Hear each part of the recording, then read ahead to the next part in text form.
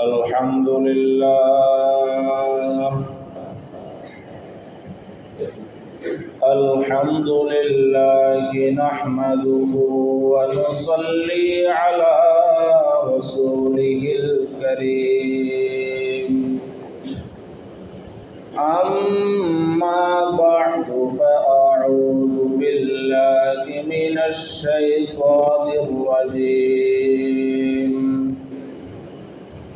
بسم الله الرحمن الرحيم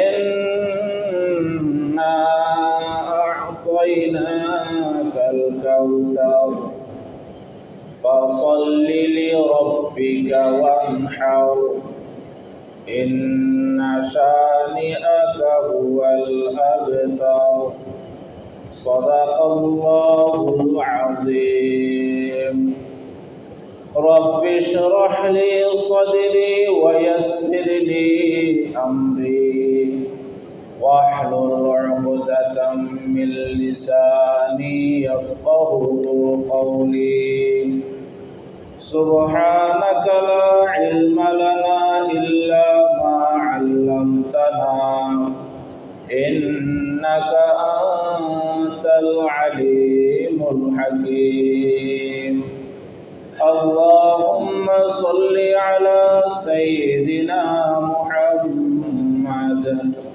كلما ذكره الذاكرون وكلما غفل عن ذكره الغافلون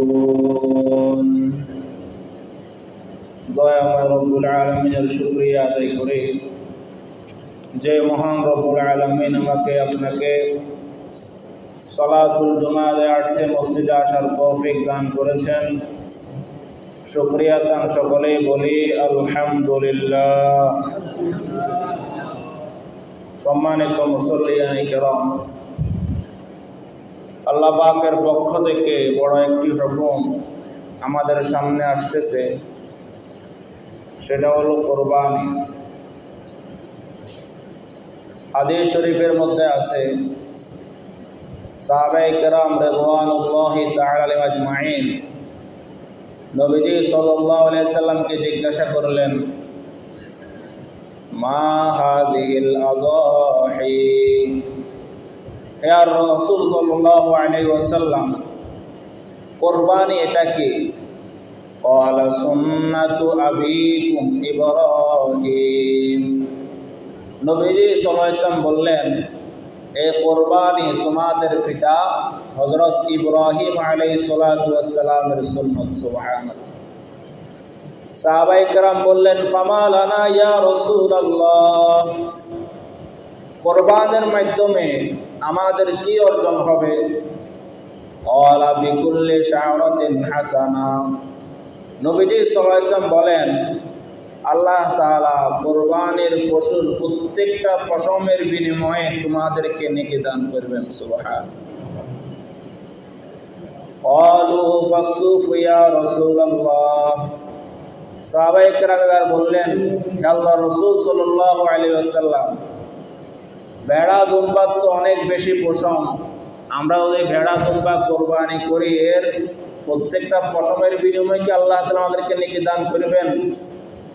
নবীজি সাল্লাল্লাহু আলাইহি ওয়াসাল্লাম বলেন, বিকুল্লি শা'রাতিন মিনাস সুফি হাসানা, আল্লাহ তাআলা প্রত্যেকটা ভেড়া দুম্বার যতই পশম বেশি হোক না কেন, তোমরা যদি এই ভেড়া দুম্বা কোরবানি করো এর প্রত্যেকটা পশমের বিনিময়ে তোমাদেরকে নেকি দান করবেন। সুবহানাল্লাহ।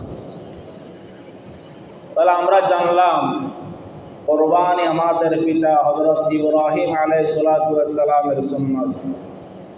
ইতিহাসে লম্বা ঘটনা বারবার আলোচনা হয়েছে, আমরা প্রত্যেকেই কম বেশ সবাই জানি। হযরত ইব্রাহিম আলাইহিস সালাতু ওয়াস সালাম বার্ধক্যজনিত অবস্থায় তার একজন সন্তান জন্ম লাভ করে, তার নাম হলো হযরত ইসমাঈল আলাইহিস সালাতু ওয়াস সালাম। আল্লাহ পাকের পক্ষ থেকে নির্দেশনা, হে ইব্রাহিম, তোমার প্রিয় বস্তু তোমার প্রিয় সন্তানকে আমার রাহে কোরবানি করো। হযরত ইব্রাহিম আলাইহিস সালাম তার ছেলে ইসমাইলকে বললেন, ইয়া বুনাইয়া ইন্নী আরা ফিল মানাম ইন্নী আযবাহুকা, হে আমার সন্তান, আমি স্বপ্নযোগে দেখেছি আমি তোমাকে জবাই করতেছি। নবীদের স্বপ্ন ওহী, আল্লাহ পাকের পক্ষ থেকে হুকুম। হযরত ইসমাঈল আলাইহিস সালাম জবাব দিলেন, সাতাজিদুনি ইনশাআল্লাহু মিনাস সাবিরিন। যেমন পিতা তেমন ছেলে।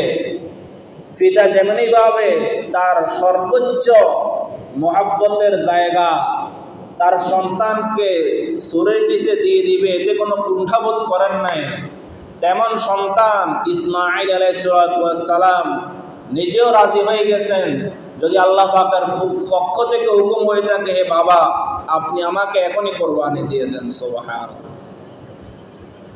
এর দ্বারায় আমাদের জন্য শিক্ষণীয় বিষয় সন্তানকে নেককার বানানো এবং আল্লাহ পাকের হুকুমের সামনে দুনিয়ার সব কিছুকে পিছনে রাখা, আল্লাহর হুকুমকে সামনে রাখা, আল্লাহর হুকুমকে সামনে রাখা। সম্মানিত মুসল্লিয়ানে কেরাম, কোরবানির অনেক ফাজাইল, অনেক মাসাইল আছে। আল্লাহ তাআলা ইব্রাহিম আলাইহিস সালামের ওই সুন্নত উম্মতে মুহাম্মদের জন্য যারা সামর্থ্যবান এদের উপর ওয়াজিব করে দিয়েছেন। আল্লাহ তাআলা রাসূলকে সম্বোধন করে বলেন, ফাসল্লি লিরাব্বিকা ওয়ানহার, হে নবী আপনি আল্লাহর জন্য নামাজ পড়ুন এবং কোরবানি করুন। কোরবানি হবে একমাত্র আল্লাহ তাআলার সন্তুষ্টির উদ্দেশ্যে। এই জন্য আল্লাহ তাআলা সূরা আনআমের 162 নম্বর আয়াতের মধ্যে বলেন, নবী সাল্লাল্লাহু আলাইহি সাল্লামকে সম্বোধন করে, হে নবী আপনি বলেন, কুল ইন্না সলাতি ওয়া নুসুকি ওয়া মাহইয়ায়া ওয়া মামাতি লিল্লাহি রাব্বিল আলামিন। হে নবী আপনি বলে দেন, ইন্না সলাতি আমার নামাজ, ওয়া নুসুকি আমার কোরবানি, ওয়া মাহইয়ায়া আমার জীবিত থাকা, ওয়া মামাতি আমার মৃত্যুবরণ করা, লিল্লাহি রাব্বিল আলামিন জগৎ সমূহের রব একমাত্র আল্লাহ তাআলার জন্য। সুবহানাল্লাহ। তাহলে আমার পূর্ণ জীবন কার জন্য? আল্লাহ তাআলার জন্য। আমরা নামাজ পড়ি কার জন্য? আল্লাহ তাআলার জন্য। আমরা কোরবানিও দেব কার জন্য? আল্লাহ তাআলার জন্য। সম্মানিত মুসল্লিয়ানে কেরাম, কোরবানি আমাদেরকে তাকওয়া শিক্ষা দেয়। অতীতে যত নবী অতিবাহিত হয়েছে সব নবীকে আল্লাহ তাআলা কোরবানির হুকুম দিয়েছিলেন। পৃথিবীর সর্বপ্রথম মানুষ হযরত আদম আলাইহিস সালাম তার দুই ছেলের মাঝে নারী কেন্দ্রিক সমস্যা নিরসনের জন্য আল্লাহ তাআলা কোরবানির হুকুম দিয়েছেন। সেই ঘটনা আল্লাহ তাআলা আলোচনা করতে গিয়ে শেষে বলেন, ইন্নামা ইয়াতাকাব্বালুল্লাহু মিনাল মুত্তাকিন। আল্লাহ তাআলা তো সবার কোরবানি কবুল করেন না, যারা মুত্তাকি, যারা আল্লাহ তাআলাকে ভয় করে তাদের কোরবানি আল্লাহ তাআলা কবুল করেন। সুবহানাল্লাহ।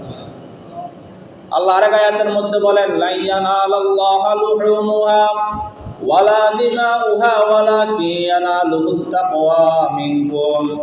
তোমরা যে কোরবানি করো, এই কোরবানির পশুর গোশত, রক্ত, খুর কিছুই আল্লাহ পাকের নিকট পৌঁছে না। ওয়ালাকিন ইয়ানালুহুত তাকওয়া, একমাত্র তোমাদের অন্তরে কি আছে সেটাই আল্লাহ তাআলার নিকট পৌঁছে। সুবহানাল্লাহ। তাহলে কোরবানির মাধ্যমে বড় একটা উদ্দেশ্য হলো তাকওয়া অর্জন। আর আল্লাহ তাআলা তাকওয়া বান্দাদের, যারা আল্লাহ তাআলাকে ভয় করে তাদের কোরবানি আল্লাহ তাআলা কবুল করে থাকেন। সুবহানাল্লাহ। এই জন্য কোরবানি করার আগে নিজের নিয়তকে বিশুদ্ধ করে নেওয়া, যে আমার কোরবানি অন্য কোনো উদ্দেশ্য নয়, একমাত্র কার সন্তুষ্টির জন্য হবে? আল্লাহ তাআলার সন্তুষ্টির জন্য হবে। সম্মানিত মুসল্লিয়ানে কেরাম, সুনানে তিরমিজির 1493 নম্বর হাদিসের বর্ণনা, এই হাদিসের মধ্যে কোরবানির বিশাল ফজিলত আলোচনা হয়েছে। আনা আয়েশা রাদিয়াল্লাহু তাআলা আনহা আন্না রাসূলুল্লাহ সাল্লাল্লাহু আলাইহি ওয়াসাল্লাম قال মা আমিলা আদামিয়ুন মিন আমালিন ইয়াওমান নাহারি আহাব্বা ইলাল্লাহি মিন ইহরাকিদ দাম ইন্নাহু লা ইয়াতি ইয়াওমাল কিয়ামাতি বিকুরুনিহা ওয়া আশআরিহা ওয়া আযলাফিহা ওয়া ইন্নাদ দামা লা ইয়াকাউ মিনাল্লাহি বিমাকানিন ক্বাবলা আন ইয়াকা মিনাল আরদ ফাতিবু বিহা নাফসা আও কামা ক্বালা আন-নাবিয়্যু আলাইহিস সালাতু ওয়াস সালাম।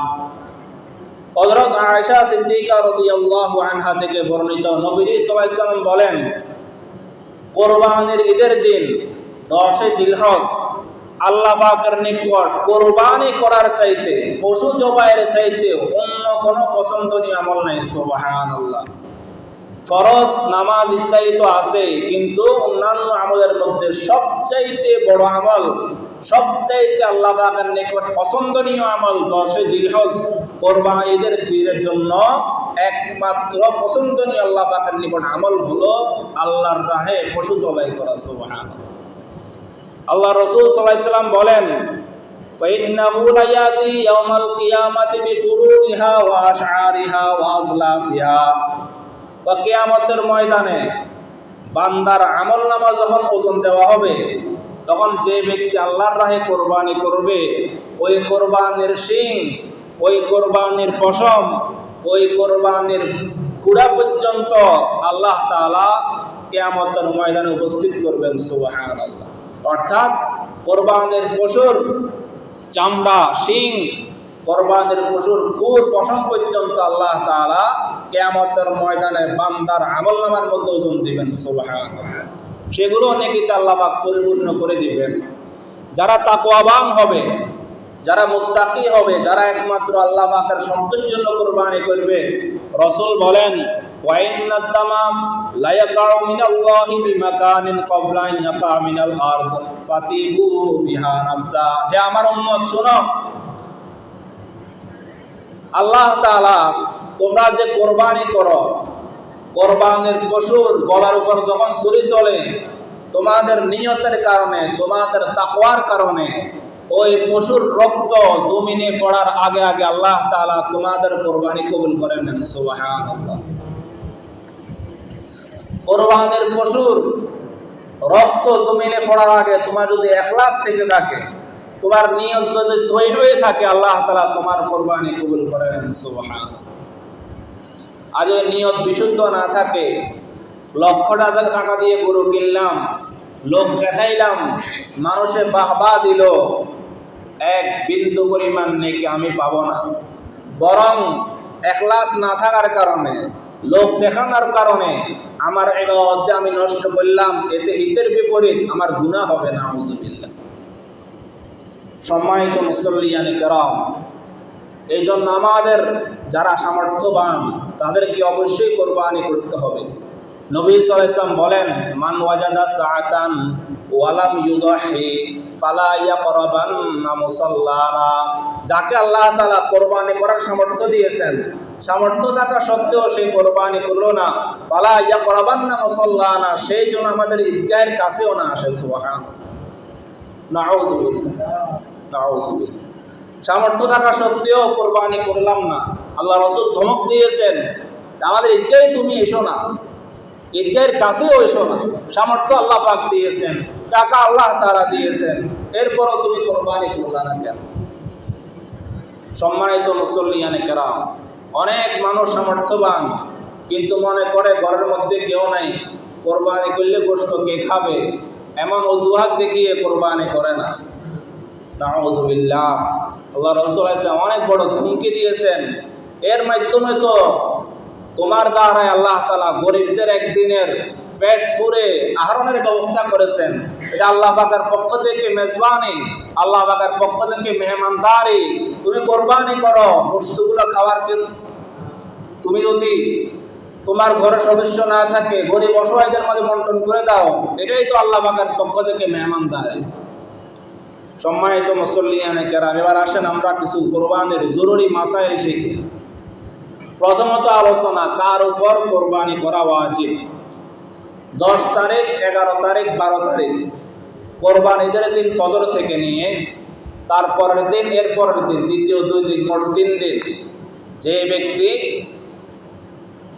নেশাব পরিমাণ সম্পদের মালিক হবে, অর্থাৎ 52.5 রূপার সমপরিমাণ মূল্যের মালিক হবে, তার প্রয়োজনের অতিরিক্ত আসবাবপত্রের চাইতে বেশি তার উপর কোরবানি করা ওয়াজিব। যদি কারো কাছে শুধু স্বর্ণ থেকে থাকে, শুধু স্বর্ণ আছে, নগদ টাকা রূপা কিছুই নেই, ব্যবসায়িক মালও নাই, তাহলে 7.5 ভরি পরিমাণ স্বর্ণ কিংবা এই সমপরিমাণ যদি টাকা থেকে থাকে তাহলে তার উপর কোরবানি করা ওয়াজিব। তো আমরা উলামায়ে কেরাম 52.5 ভরি রূপার মূল্য সবাই হিসাব করে থাকে। কিছু টাকা আছে, কিছু স্বর্ণ আছে, কিছু রূপা আছে, কিছু ব্যবসায়িক মাল আছে, কিছু নিজের খোরাকের অতিরিক্ত জমি আছে, সব মিলে যদি 52.5 ভরি রূপার সমপরিমাণ মূল্য হয়ে যায় তার উপর কোরবানি করা ওয়াজিব। 10 তারিখ, 11 তারিখ এবং কয় তারিখ? 12 তারিখের মধ্যে। 52.5 ভরি রূপার মূল্য এখন বর্তমানে প্রায় 1,78,500 টাকা। 1,78,500 টাকা। কত বলেন? 1,78,500 টাকা। যদি 10, 11, 12 এই 3 দিনে কারো কাছে এই পরিমাণ সম্পদ থেকে থাকে তাহলে তার উপর কোরবানি করা ওয়াজিব হয়ে যায়। সম্মানিত মুসল্লিয়ানে কেরাম, অনেক মহিলার উপর কোরবানি ওয়াজিব, তাদের সম্পত্তি জমা থাকে, পুরুষের সম্পত্তি খরচ হয়ে গেল, নারীর সম্পদ ঠিকঠাক মতো থাকে। কোনো কোনো নারীর নিজের ব্যক্তিগত জমানো টাকা লক্ষ লক্ষ টাকা থাকে। ওই দিন একজনে বলতেছিল, আমাদের এক আত্মীয় বিদেশ থেকে শুধু ওনাকে স্ত্রীর আলাদা হাত খরচের জন্য টাকা দিছে, 2 বছরে প্রায় 3 লক্ষ টাকা জমা হয়েছে। কয় লক্ষ টাকা? 3 লক্ষ। তার উপর কোরবানি করা আছে। অনেক মহিলা আছে যাদের এরকম সম্পদ আছে, তাদের পক্ষ থেকে কোরবানি করা হয় না। না, মহিলাদের নেশাবের হিসাব করবেন, তাদের পক্ষ থেকেও কোরবানি করবেন। সম্মানিত মুসল্লিয়ানে কেরাম, যে সামর্থ্যবান নয় সে যদি কোরবানি করার নিয়তে কোনো পশু ক্রয় করে তাহলে তার উপর ওই পশুটা কোরবানি করা ওয়াজিব হয়ে যায়। আমাকে এই পরিমাণ সম্পদ আমার কাছে নেই, 1,78,500 টাকার মতো সম্পদ আমার কাছে নেই, কিন্তু আমি আল্লাহ শুধুর জন্য কোরবানি করতেছি, পশু ক্রয় করলাম, তাহলে এই পশুটা কোরবানি করা আমার উপর ওয়াজিব হয়ে যাবে। সম্মানিত মুসল্লিয়ানে কেরাম, যদি কোনো ব্যক্তি কোরবানির সময়গুলোতে ওই পশুটা জবাই করতে না পারে, কোরবানির সময় 10 তারিখ, 11 তারিখ, 12 তারিখ এই 3 দিনে কোনো কারণে সে কোরবানি দিতে পারলো না, তাহলে ওই পশুটা এর পরে জবাই করে সম্পূর্ণ গোশত গরিব অসহায়দের মাঝে সদকা করে দিতে হবে। কোনো ব্যক্তি সামর্থ্যবান, তার উপর কোরবানি ওয়াজিব হয়েছিল, কিন্তু কোনো কারণে সে পশুই কিনতে পারে নাই, কোরবানি করতে পারে নাই, তাহলে কোরবানির পরবর্তী সময়ে সে একটি ছাগলের মূল্য আল্লাহর রাস্তায় সদকা করে দিবে। এবার আসেন কোন কোন পশু দ্বারা কোরবানি করা যায়। পশু নর হোক বা মাদা, পুরুষ হোক বা মহিলা, যেটা আমরা স্বাভাবিকভাবে বুঝি, দাম্বা হোক বা দাম্বি, সর্বরকমের পশু দ্বারা কোরবানি করা জায়েজ আছে। কোরবানির পশুর বয়স এবং কোন কোন পশু দ্বারাই কোরবানি করা সহি, 6 প্রকারের পশু দ্বারাই কোরবানি করা জায়েজ আছে, যেগুলো গৃহপালিত। বন্য প্রাণী দ্বারাই কোরবানি করা জায়েজ নাই। 6 প্রকারের পশু কি কি? ওট, গরু, মহিষ, ছাগল, ভেড়া, দুম্বা। এই মাত্র 6 প্রকারের পশু দ্বারাই কোরবানি করা কি আছে?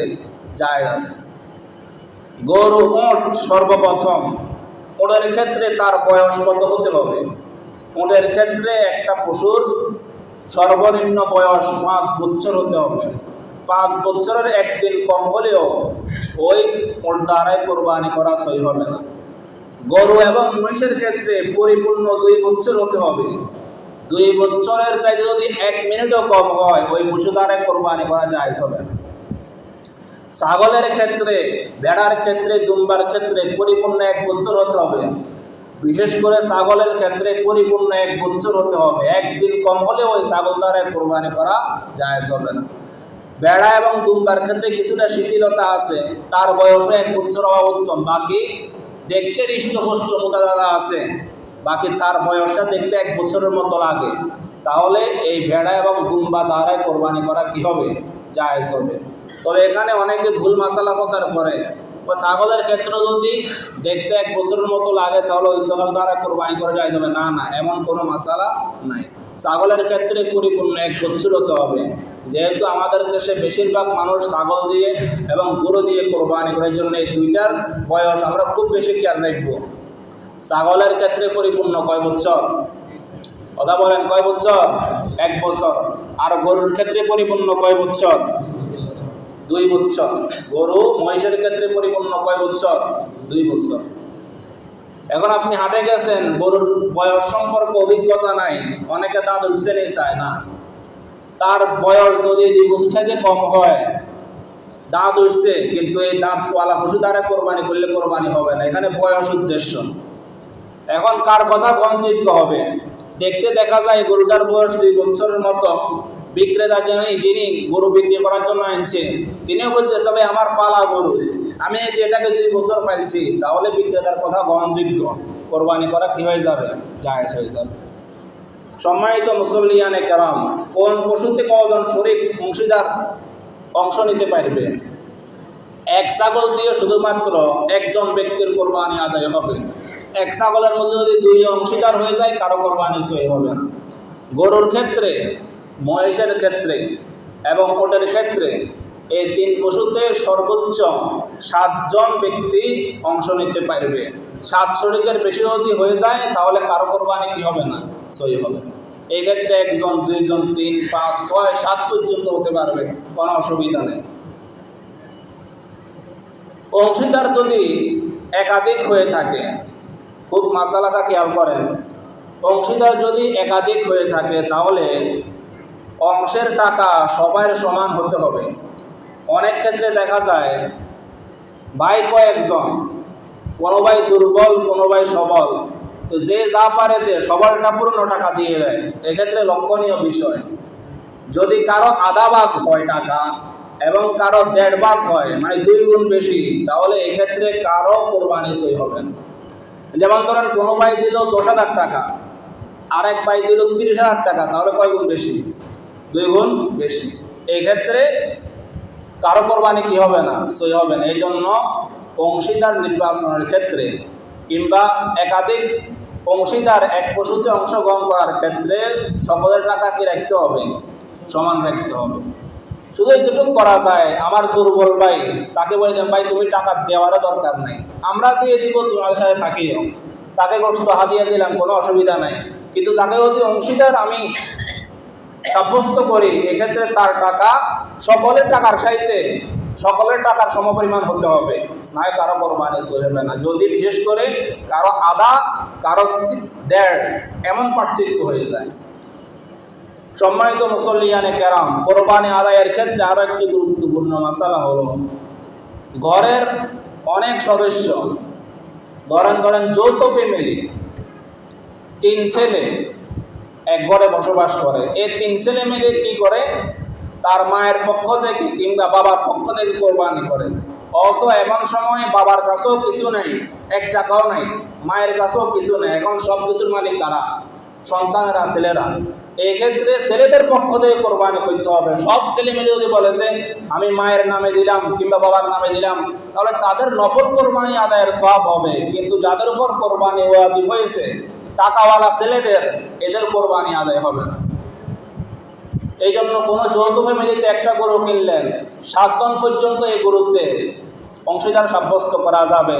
এই জন্য আপনি একবার বাবার নাম দেন, মায়ের নাম দেন, আপনাদের 3 ভাইয়ের নাম দেন, বা ছেলে মেয়েদের কারো নাম দেন, এদের পক্ষ থেকে 7 নাম করেন, তাহলে 7 অংশীদার সাব্যস্ত হলো, কোরবানি হয়ে গেল। অর্থাৎ বোঝানোর উদ্দেশ্য হলো যার সম্পদ তার কোরবানি, যে নেশাবের মালিক হয়েছে তার পক্ষ থেকে কি করতে হবে? কোরবানি করতে হবে। সম্মানিত মুসল্লিয়ানে কেরাম, কোরবানির পশুর মধ্যে গরু মহিষের ক্ষেত্রে, ওটের ক্ষেত্রে আকিকার অংশ থাকতে পারবে এবং আকিকার গোশত সবাই খেতে পারবে। 3 জন মিলে কোরবানি করলো, 2 জন কোরবানির নিয়তে পশুতে অংশগ্রহণ করেছে, আরেকজনের আকিকার নিয়ত, তার আকিকা কি হয়ে যাবে? আদায় হয়ে যাবে। আকিকার গোশত কোরবানির গোশতের মতো সবাই খেতে পারবে। সমাজের মধ্যে একটা ভুল মাসালা, আকিকার গোশত কারা খেতে পারে না? মা বাবারা খেতে পারে না, নাউজুবিল্লাহ, এমন কোনো কি নাই, বিধান নাই। কোরবানির গোশতের মতো আকিকার গোশত সবাই খেতে পারে। কিছু পশু আছে ত্রুটিযুক্ত, এ সমস্ত পশু দ্বারাই কোরবানি করলে কোরবানি জায়েজ হবে না। এক, এমন দুর্বল রুগ্ন পশু, রোগাক্রান্ত, যে পশুটা হেঁটে যেখানে জবাই করা হবে সেই স্থান পর্যন্ত যেতে পারে না, তাহলে এই দুর্বল পশু দ্বারাই কোরবানি করলে কোরবানি কি হবে না, জায়েজ হবে না। 2 নাম্বার, যে পশুর দাঁত নেই বা এমন অতিরিক্ত এমন বেশি দাঁত ঝরে গিয়েছে যার মাধ্যমে পশুটা খাদ্য ঘাস ইত্যাদি চিবিয়ে খেতে পারে না, তাহলে ওই দাঁত না থাকাওয়ালা পশু দ্বারা কোরবানি করলে কোরবানি কি হবে না, জায়েজ হবে না। লেজ কাটা কান কাটা পশু, যেই পশুর লেজ অর্ধেকের চাইতে বেশি কাটা বা যেই পশুর কান অর্ধেকের চাইতে বেশি কাটা, এমন পশু দ্বারা কোরবানি করলে কোরবানি জায়েজ হবে না। অন্ধ পশু, যে পশু চোখে দেখে না কিংবা একটা চোখ পরিপূর্ণভাবে নষ্ট হয়ে গিয়েছে, তাহলে ওই পশু দ্বারা কোরবানি করলে কোরবানি কি হবে না, জায়েজ হবে না। বাজারে গরু কেনার সময় এই সমস্ত বিষয়গুলো খেয়াল করবেন, পরে বাড়িতে আনি মাথায় হাত দিলে লাভ হইতো না, আগ থেকে কি করতে হবে, খেয়াল করতে হবে। বড়লোক মানুষ কোরবানি করার নিয়তে পশু ক্রয় করে আনছেন, নাউজুবিল্লাহ, আল্লাহ হেফাজত করুন, কোরবানির আগের দিন গরুটা চুরি হয়ে গেছে বা হারিয়ে গেছে, এক্ষেত্রে বড়লোক ব্যক্তি যে সামর্থ্যবান কোরবানি ওয়াজিব হয়েছে, সে কি করবে, ওই ব্যক্তি নতুন আরেকটা পশু কি করতে হবে, ক্রয় করতে হবে, কোরবানি দিতে হবে। গরিব মানুষ এমনি কোরবানি নফল কোরবানির নিয়তে পশু ক্রয় করেছে, কোরবানির আগে গরুটা চুরি হয়ে গেছে, পশুটা চুরি হয়ে গেছে, হারিয়ে গিয়েছে, তাহলে তার জন্য দ্বিতীয়বার আর পশু ক্রয় করা কি নয়, ওয়াজিব নয়, কারণ তার উপর তো কি ছিল না, কোরবানি ওয়াজিব ছিল না, কিন্তু সামর্থ্যবান যে তার উপর তো কোরবানি ওয়াজিব। সম্মানিত মুসল্লিয়ানে কেরাম, পশু ক্রয় করছেন ভালো ভালো পশু, কিন্তু বাড়িতে আনার পর দেখলেন যে পশুর মধ্যে, কথা বলিয়েন না মুরব্বীরা, মাসালা শোনেন, পশু ক্রয় করে বাড়িতে নিয়ে আসার পর দেখলেন যে এর মধ্যে এমন রোগ দেখা যাইতেছে, বা লেজ কাটা বা কান কাটা বা চোখে দেখে না, এমন রোগ এমন ত্রুটি তার মধ্যে দেখা গিয়েছে যে পশু দ্বারা কোরবানি করা যায় না, তাহলে একই মাসালা। বড়লোক ব্যক্তি হলে সে আরেকটি পশু ক্রয় করতে হবে, গরিব ব্যক্তি হলে আরেকটা পশু ক্রয় করার দরকার নাই, সে নফলের নিয়তে পশুটা কি করে ফেলবে, কোরবানি করে ফেলবে। সম্মানিত মুসল্লিয়ানে কেরাম,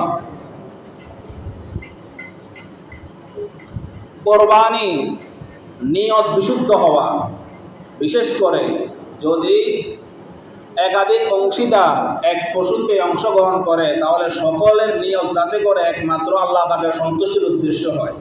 কোনো ব্যক্তি যদি নিয়ত আল্লাহ পাকের সন্তুষ্টির জন্য নয়, শুধুমাত্র আলাদাভাবে লোক দেখানো উদ্দেশ্য, গোশত খাওয়া উদ্দেশ্য, তাহলে ওই ব্যক্তির কোরবানি সই হবে না। এমন ব্যক্তি যার নিয়ত গলত, যে গোশত খাওয়ার নিয়ত কিংবা লোক দেখানোর নিয়তে কোরবানি করতেছে, এমন ব্যক্তি যদি আপনি নিজ ইচ্ছায় টেনে শরীরে অংশগ্রহণ করান, কারো কোরবানি সই হবে না, নাউজুবিল্লাহ। সম্মানিত মুসল্লিয়ানে কেরাম, গোশত তো আমরা অবশ্যই নিয়ত করব কোরবানি, এটা আল্লাহ পাকের পক্ষ থেকে মেহমানদারে, কিন্তু এটা আল্লাহ পাকের সন্তুষ্টির জন্য করতেছি, এই খেয়াল এই ধারণা আমার মনের মধ্যেই আসে নাই, তাহলে এমন ব্যক্তির নিয়ত এটা ভুল নিয়ত, এমন ব্যক্তির নিয়ত এটা গলত নিয়ত, এমন ব্যক্তির কোরবানি আল্লাহ পাক কবুল করবেন না, এই কোরবানি আদায় হবে না। আল্লাহ পাক হালাল টাকার, যে ব্যক্তি হালাল টাকায় বড়লোক হয়েছে, সামর্থ্যবান হয়েছে, হালাল টাকায় পশু কিনলে ওই পশু আল্লাহ পাক কোরবানি কবুল করে থাকেন। যার উপার্জিত সম্পদ হারামের উপর, সুদের সম্পদ, ঘুষের সম্পদ, অবৈধ টাকা, কালো টাকা, এমন ব্যক্তির কোরবানি আল্লাহ পাক কবুল করবেন না। এই কোরবানির এমন ব্যক্তিকে যদি আমি অংশীদার বানাই, তাহলে আমাদের কারো কোরবানি সই হবে না। এই জন্য শরিকদার নির্বাচনের ক্ষেত্রে খুব সতর্ক। বর্তমানে হারাম উপার্জন মানুষের বেড়েছে, কোন ব্যক্তি সুদের টাকা দিয়ে কোরবানি দিচ্ছে, কোন ব্যক্তি ঘুষের টাকা দিয়ে কোরবানি দিচ্ছে, এই সমস্ত বিষয়গুলো আমাদেরকে কি রাখা উচিত, খেয়াল রাখা উচিত। সম্মানিত মুসল্লিয়ানে কেরাম, কোরবানির পশু নিজ হাতে জবাই করা উত্তম। আমরা পারি না, এই জন্য হুজুর দিয়ে জবাই করাই, বাকি হুজুরের ন্যায্য মূল্যটা সাথে সাথে দেওয়ার চেষ্টা করবেন। নিজের মন মন খুলে দেওয়ার চেষ্টা করবেন।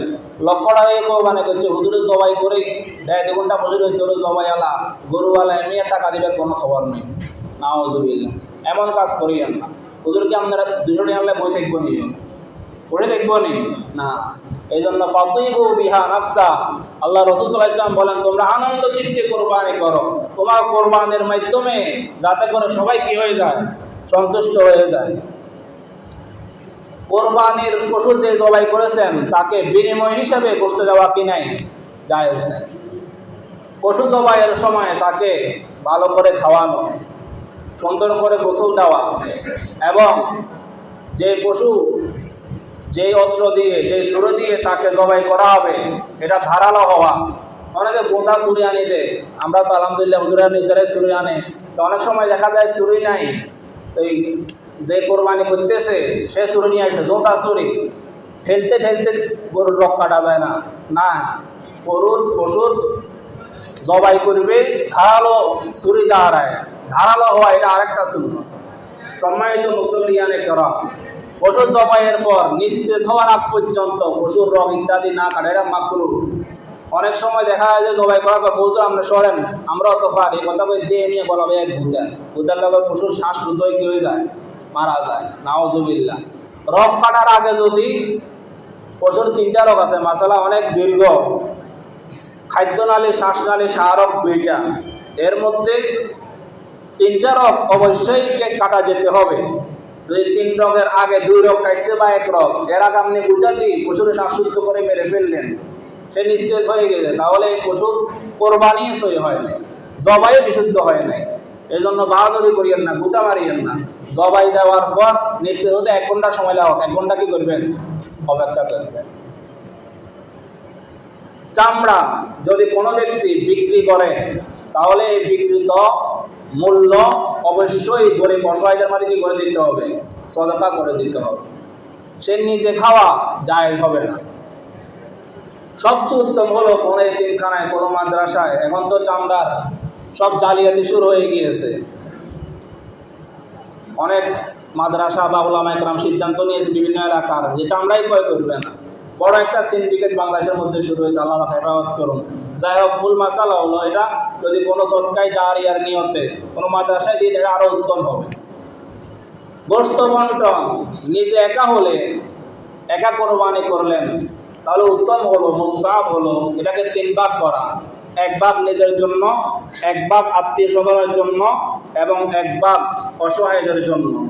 2 টুকরা করে ভাগ বসাইলেন, পুরা এলাকা বিলাই দেন, এই বিলার মধ্যে কোনো ফায়দা নাই। চোখে লাগে মতো অল্প মানুষকে দেন, তাকে সুন্দর করে দেন। 2 টুকরা গোশত খাই বললে আমাদের কেউ বসির হয় না। অনেকের এটা দেখলে আরও কি ফুড়ে, পেট ফুড়ে, মনোকষ্ট যায়, মন খারাপ হয়ে যায়, মনক্ষুণ্ণ হয়ে যায়, এমন যাতে করে না হয়।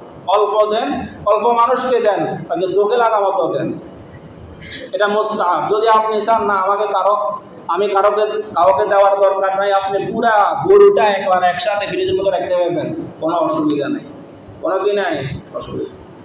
যদি একাধিক পশুর মধ্যে কোনো ব্যক্তি অংশ নিয়ে থাকে, অংশীদার কয়েকজন, তাহলে প্রত্যেকের অংশ আলাদা আলাদা ওজন করে মেপে দিতে হবে। বল দিয়ে বাটে দিয়ে অনুমান করে বন্টন করলে এটা কি হবে না, জায়েজ হবে না। এই জন্য পাল্লা দিয়ে, এখন বর্তমান ডিজিটাল মেশিন আছে, এক চুলো বেশ হওয়ার সুযোগ নাই, বন্টন করে সুন্দর করে মেপে সবাই অংশীদারদের অংশ গোশত বুঝিয়ে দিবেন। সম্মানিত মুসল্লিয়ান কেরাম, সর্বশেষ আরও একবার বলি, লা ইয়ানালুল্লাহু লুহুমুহা ওয়ালা দিমাউহা ওয়ালাকিন ইয়ানালুহুত তাকওয়া মিনকুম। আল্লাহ তাআলা তোমাদের পশুর গোশত, আল্লাহ পাকের নিকট তোমাদের পশুর রক্ত ইত্যাদি কিছুই পৌঁছে না। তোমাদের নিয়ত কি, তুমি কি আল্লাহ সন্তুষ্টির জন্য কোরবানি করছো কিনা, এটাই আল্লাহ পাকের নিকট পৌঁছে।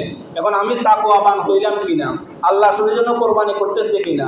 আমি কোরবানের পশু ক্রয় করতে গিয়ে ক্রেতা হইলে গরু কেনার সময় গরু কিনতে গিয়ে ওই দিনের জোহর নাই, ওই দিনের আসর নাই, মাগরিব নাই, এশা নাই, ফজর তো ঘুমের মধ্যে চলে গিয়েছে। ওয়াজিব কোরবানি করতে গিয়ে 5 ওয়াক্ত ফরজ নামাজ, 2 দিন হলে 10 ওয়াক্ত ফরজ নামাজ আমার কাজা হয়ে গেছে, আমি পড়ি নাই। কোরবানিদের দিন হাড্ডি কোবাইতে মিয়ার জোহরও গেল, আসরও গেল, মাগরিব এশাও গেল, গোশত খাইতে খাইতে পুরা সপ্তাহ, আর মসজিদে আসার খবর নাই, পরে জমা আইছে। আপনি যদি মাইক লাগাইও কন আপনি আল্লাহ সত্যশীলে কোরবানি করেন, এটা কেউ বিশ্বাস করবে না। সম্মানিত মুসল্লিয়ানে কেরাম, এই জন্য কোরবানি হবে কার সন্তোষের জন্য? আল্লাহ সন্তুষ্টির জন্য। বাকি আল্লাহ পাকের সকল হুকুমকে আদায় করার মাধ্যমে ফরজ নামাজকে কাজা করে কোরবানি করিলাম, এক হুকুম আদায় হলো, একটা জিম্মাদারি আমার পক্ষ থেকে আদায় হয়ে গেল। কিন্তু ফরজ নামাজের জন্য আল্লাহ পাকের আদালতের কাঠগড়ায় আমাকে অবশ্যই জবাবদিহিতা করতে হবে। সম্মানিত মুসল্লিয়ান, আরেকটি মাসা হলো তাকবীরে তাশরিক, ওয়াজিব আমল পুরুষ নারী সকলের জন্য। 9 তারিখ থেকে 9 তারিখ ইয়াউমে আরাফা ফজর থেকে নিয়ে 13 তারিখ আসর পর্যন্ত এই নামাজগুলোতে প্রত্যেক নামাজের পর একবার তাকবীরে তাশরিক বলা ওয়াজিব, পুরুষ এবং নারী সকলের ক্ষেত্রে। আল্লাহু আকবার, লা ইলাহা ইল্লাল্লাহু আল্লাহু আকবার ওয়ালিল্লাহিল হামদ। এই বছর তাকবীরে তাশরিকের সময় 27 তারিখ মানে বৃহস্পতিবার তো কোরবানির ঈদের দিন, আগের দিন বুধবার ফজর থেকে নিয়ে, আগের দিন কি বার? বুধবার ফজরের নামাজ থেকে নিয়ে বুধ, বৃহস্পতি, শুক্র, শনি, শনিবার 13 জিলহজ, 31 মে, 31 তারিখ শনিবার আসর পর্যন্ত একবার তাকবীরে তাশরিক বলা কি ওয়াজিব। আমরা যারা পুরো জামাতে নামাজ পড়বো, ইমাম বলে গেছে, আমরা ওটা কি করে দিব? শুরু করে দিব। নারীদেরকেও মহিলাদেরকেও বাড়িতে গিয়ে কি দিবেন? বলে দিবেন যে মা বোনেরা আপনারাও স্ত্রীরা কি করবেন? তাকবীরে তাশরিক পড়বেন বুধবার থেকে নিয়ে কি বার পর্যন্ত? শনিবার আসর পর্যন্ত। বুধবার ফজর থেকে নিয়ে শনিবার আসর পর্যন্ত। যে আলোচনা করলাম, আল্লাহ তাআলা আমাদেরকে সেই কথাগুলো বুঝে আমল করার তৌফিক দান করুন। সবাই বলি আমিন। ওয়া আখিরু দাওয়ানা।